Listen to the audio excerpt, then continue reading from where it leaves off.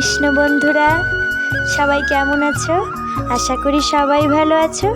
আমিও খুবই ভালো আছি। আমি মুক্তা চলে এসেছি আরেকটি নতুন ভিডিও নিয়ে। আজ শ্রাবণ মাসের দ্বিতীয় সোমবার, তাই মন্দিরে যাব, তাই আগে থেকেই প্রস্তুতি নিচ্ছি। শাড়িটা ভালো করে পিন করে রাখছি, যেহেতু যখন যাব তখন পিন করতেও অনেকটা সময় লাগে। আগে থাকতে পিন করা থাকলে অনেকটা সুবিধা হয়। যেহেতু আমি খুব একটা শাড়ি পরতে ভালো পারি না, তাই জন্য আগে থাকতে পিন করে রাখি, তাহলে পরতে অনেকটা সুবিধা হয়। এইভাবেই পিন করে আলনার উপরে রেখে দেব। 12টার সময় পুজো শুরু হবে মন্দিরে। যেহেতু 12টার সময় পুজো, তাই 11টা সাড়ে 11টার মধ্যেই এখান থেকে বেরোতে হবে, তাই তাড়াতাড়ি সব কাজগুলো করে নিচ্ছি। পিন করে এভাবেই আলনার উপরে রেখে দেব।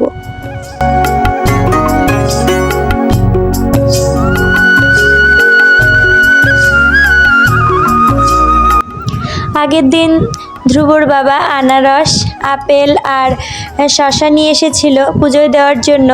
সেগুলোই ধুয়ে এখন ব্যাগে ভরে নিচ্ছি। আর ফুলের মালাগুলো, বেলপাতার মালা সব আরেকটা পলিথিনে করে ওই ব্যাগের ভেতরে রেখে দিচ্ছি। আর দুধ, জলের বোতল সব কিছুই নিয়ে নিচ্ছি, কিন্তু টক দইটা যেহেতু এইভাবে নিলে পড়ে যাবে, তাই একটা পলিথিনে মুড়ে তারপর ঢুকিয়ে নিয়েছি। এখন আবার বেশ কিছু সময় পর পুরো রেডি হয়ে গেছি। এখন তাড়াতাড়ি করছি, যেহেতু দেরি হয়ে গেছে, 11টার অনেকটা বেশি বাজে। তাড়াহুড়ো করে কোনো রকম আলতাটা পরেই বেরিয়ে যাব। আমি আলতাটা পরে নিই, তোমরা ভিডিওটি দেখতেই থাকো, স্কিপ করো না।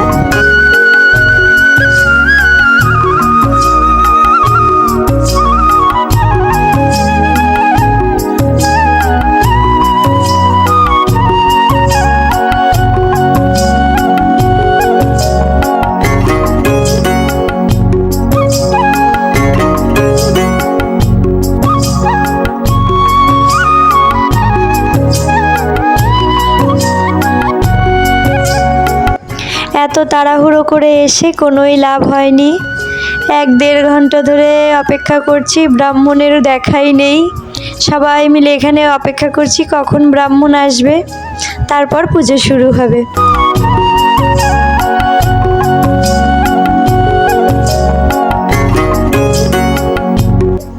প্রায় 2 ঘন্টা অপেক্ষার পর ব্রাহ্মণ এসেছে। এখন পুজো শুরু হয়ে গেছে। এদিকে আমি থালায় সব জিনিসগুলো গুছিয়ে নিচ্ছি। বাড়ি থেকে আতপ চাল ভিজিয়ে নিয়ে এসেছিলাম, তোমরা তো জানো অনেকেই হয়তো। তারপর যারা জানো না তাদের জন্য বলে দিচ্ছি যে শিব ঠাকুরের মাথায় অখণ্ড আতপ চাল নিবেদন করতে হয়। আর নিয়ে এসেছি তিল। তিলটা হচ্ছে জলের মধ্যে ভিজিয়ে রাখবো, তাই তিলটা পাশে যে ঘটি আছে, পিতলের ঘটিতে তিল দিয়ে দেব কিছুটা, আর জল দিয়ে দেব।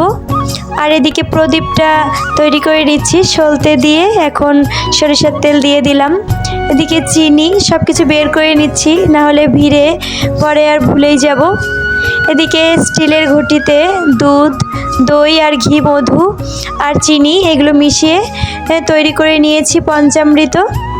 আর এদিকে যে পিতলের ঘটিটা রয়েছে, এটার ভিতরে কালো তিল আর জল দিয়ে দিচ্ছি। তোমরা তো অনেকেই হয়তো জানো যে পিতলের ঘটিতে পঞ্চামৃত দিতে হয় না, কেন ওটা তাহলে বিশেষ সমান হয়ে যায়। আর স্টিলের ঘটিটা তাই জন্য নিয়ে এসেছি। আর এই যে তিল ভিজিয়ে রেখেছি পিতলের ঘটিতে।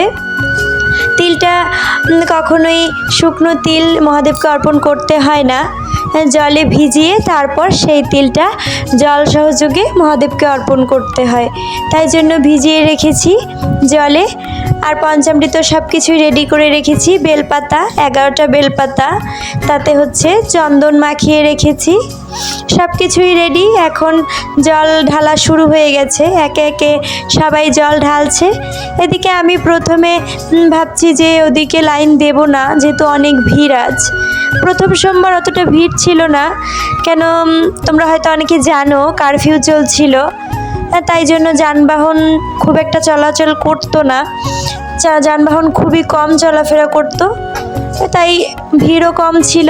আজ ভিড়ও অনেকটা বেশি, এই জন্যে ভিড়, অনেকটা ভিড়, তো এই জন্য ভাবছি একটু পরেই যখন ভিড় কমবে তখন গিয়ে লাইন দেব। এখানে বসে আমি ভিডিও করছি আর সবাই জল ঢালছে।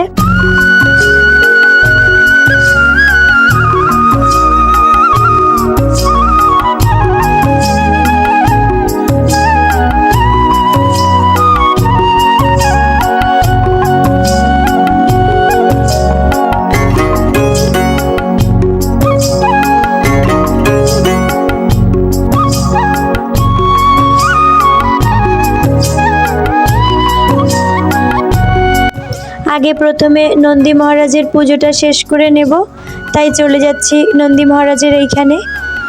সেখানে পুজো করে তারপর ঠাকুরের জন্য একটি মালা গেঁথেছিলাম, নন্দী মহারাজের জন্যও একটি মালা গেঁথেছি, সেই মালাটা পরিয়ে দেব আর কিছু ফুল দিয়ে আর একটা ফল দিয়ে পুজো শেষ করে নেব। ধ্রুব ওদিকে ওর বাবার কাছেই আছে, পাশে গোবিন্দ মন্দির, ওরা ওখানেই ঘোরাফেরা করছে, যেহেতু এখানে আজ প্রচুর ভিড় হয়েছে তাই জন্য এখানে নেই, ওর বাবার সাথে পাশের গোবিন্দ মন্দিরে গিয়ে বসেছে। এদিকে আমি পুজো শেষ করে নেব।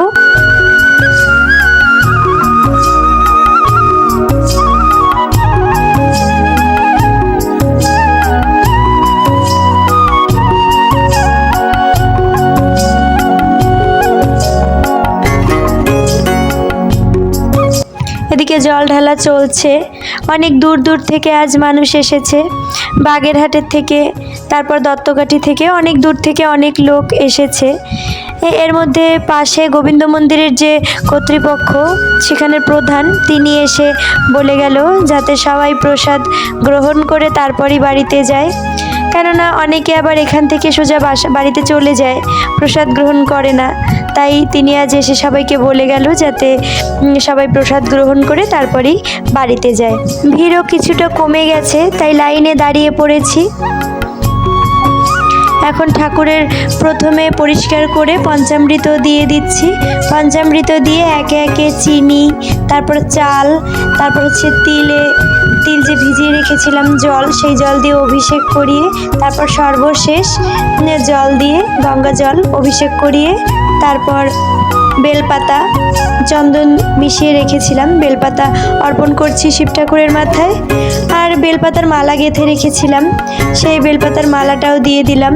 আর আকন্দ ফুল দিয়ে মালা গেঁথেছিলাম, দুটো মালা গেঁথেছি, একটি ফুল দিয়ে আর একটা আকন্দ ফুলের কলি দিয়ে, দুটোই ঠাকুরকে দিয়ে দিয়েছি। এখন ঠাকুরকে প্রণাম করে তারপর চলে যাব পাশের গোবিন্দ মন্দিরে।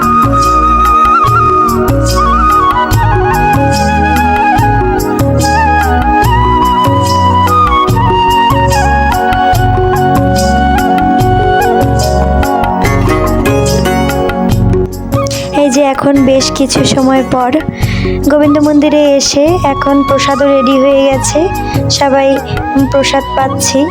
আজ করেছে খিচুড়ি, গরম গরম খিচুড়ি। আসলে প্রসাদের একটা অন্যরকমই স্বাদ, যা ভাষায় প্রকাশ করা যায় না। আজকের খিচুড়িটা সত্যি অনেক সুন্দর হয়েছে। যদি ভিডিওর কোথাও একটু ভালো লেগে থাকে তাহলে অবশ্যই একটা লাইক, কমেন্ট আর শেয়ার করতে ভুলো না। ওকে বন্ধুরা, আজ এখানেই শেষ করছি। সবাই ভালো থেকো। হরে কৃষ্ণ।